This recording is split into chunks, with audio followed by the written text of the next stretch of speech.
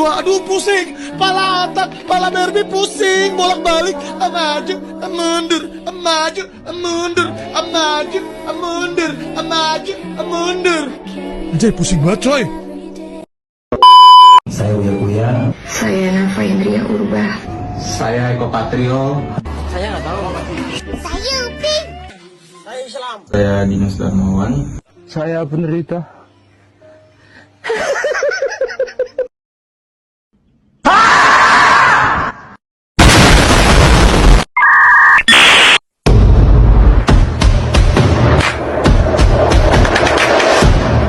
A few moments later. Baiklah, saya akan mempresentasikan materi pengamatan lingkungan dan analisis lingkungan internal.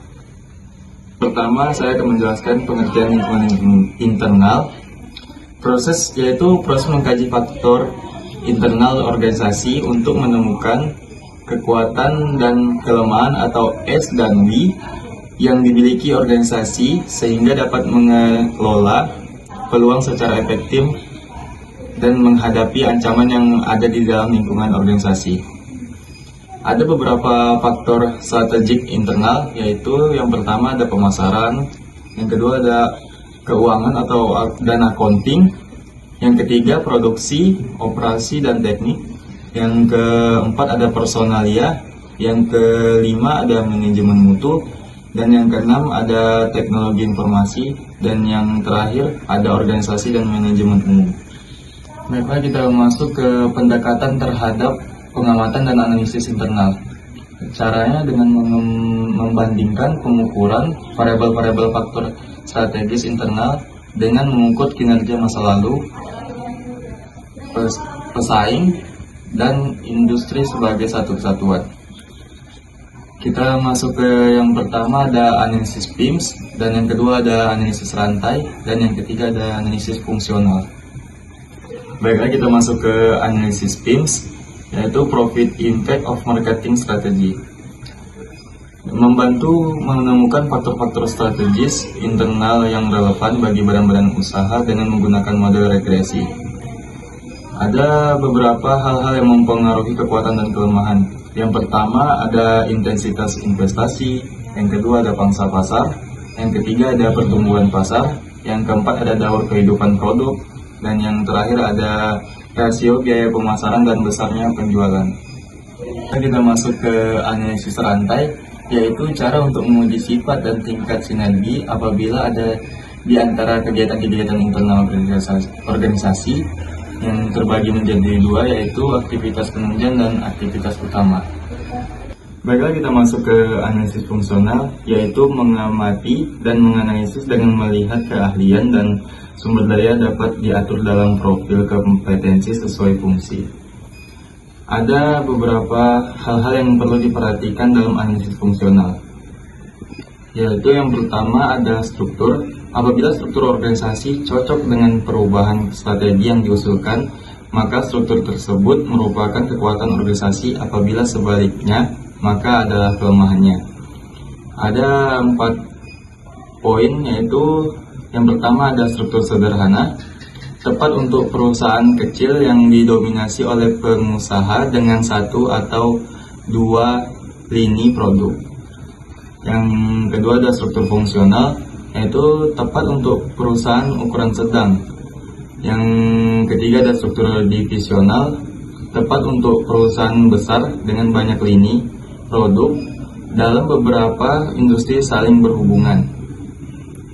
Yang terakhir ada struktur konglomerat. Ini sama dengan struktur divisional, yang bedanya cuman ada di produk dalam industri yang tidak saling berhubungan. Beda dengan produk struktur divisional, yaitu saling berhubungan, dan struktur konglomerat tidak saling berhubungan. Yang kedua yaitu budaya, yaitu sekumpulan keyakinan, harapan, dan nilai yang dipelajari dan dibagikan oleh anggota-anggota organisasi dan disampaikan dari satu generasi ke generasi berikutnya, yang mencerminkan nilai-nilai pendiri perusahaan dan nilai perusahaan. Ada juga beberapa fungsi budaya, yaitu memberikan nuansa identitas bagi karyawan. Yang kedua ada menambah stabilitas perusahaan sebagaimana suatu sistem sosial. Yang ketiga ada kerangka referensi bagi karyawan agar digunakan sebagai pedoman bagi perilaku yang tepat.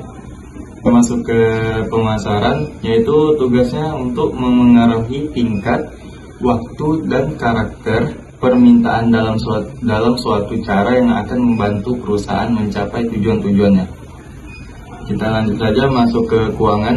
Tugasnya yaitu mengelola dana, yaitu menentukan sumber dan penggunaan dana yang terbaik dan mengendalikan penggunaannya. Kita masuk ke penelitian dan pengembangan atau R&D, yaitu bertanggung jawab mengusulkan dan melaksanakan strategi teknologi perusahaan dengan mempertimbangkan tujuan dan kebijakan perusahaan. Tugas manajernya ada 3, yaitu memilih salah satu di antara berbagai alternatif teknologi baru yang akan dipakai oleh perusahaan. Yang kedua ada mengembangkan penerapan teknologi baru ke dalam produk dan proses produksi. Yang terakhir ada menyebarluaskan sumber daya yang ada sehingga teknologi dapat dilaksanakan dengan sukses.